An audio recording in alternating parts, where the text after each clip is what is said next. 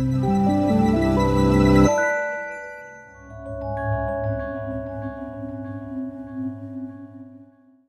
in today's lesson, we're going to be coming back to the WDI and correlates of war data sets that we've used before, and going to use them to look at dplyr functions and how to merge and join data sets. So first we can start off with full join, which returns all rows and all columns from both X and Y. And we can do a quick test here just to see what it does. We're going to be just putting in WDI and correlates of war data sets, and we're calling it full wrong because it's not going to quite give us what we want to use eventually. We're just going to use it as a test. So we can see here that it gave us a whole bunch of observations, and there are quite a bit of NAs here.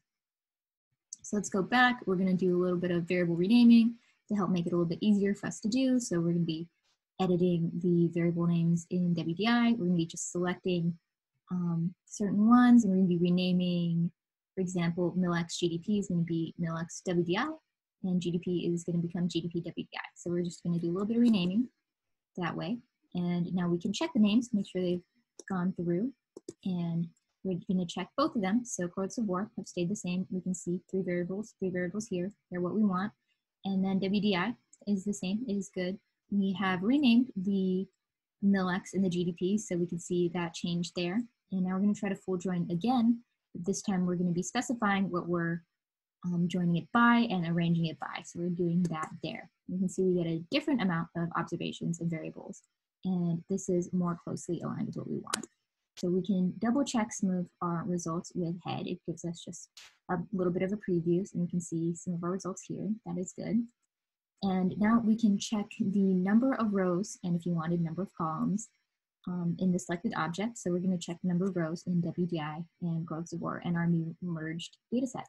So WDI has this much in correlates of war, and then merged full. So you can see here that once we've merged them, there's a little bit of a difference in the number of rows.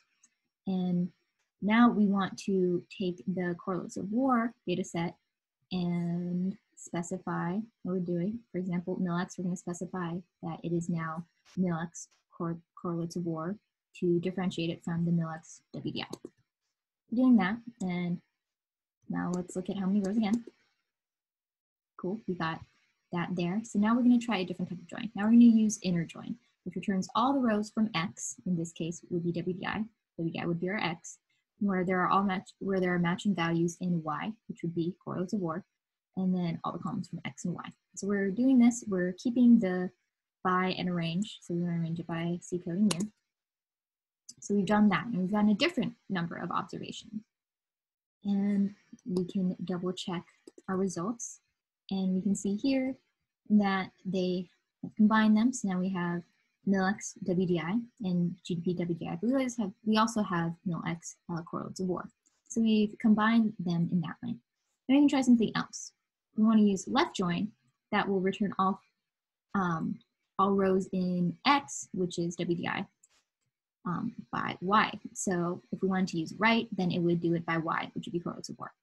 But since we're doing left join, we're going to be looking at all of the columns, or all of the rows, sorry, in WDI. So we're going to do this same by C code and year, and we now have merged left. And we can see here, over here, that there are the same number of observations for WDI and merged left. And this is what we want because it's returning all rows from X, and X is WDI, so they should equal each other. And we can confirm this by testing if n rows for WDI is the same as for merged left. And we can see it is true. So that is what we want. We can also take a look at the names here and see it does have what we want. And in the next lesson, we are going to be looking at other ways of merging it and then graphing and plotting it.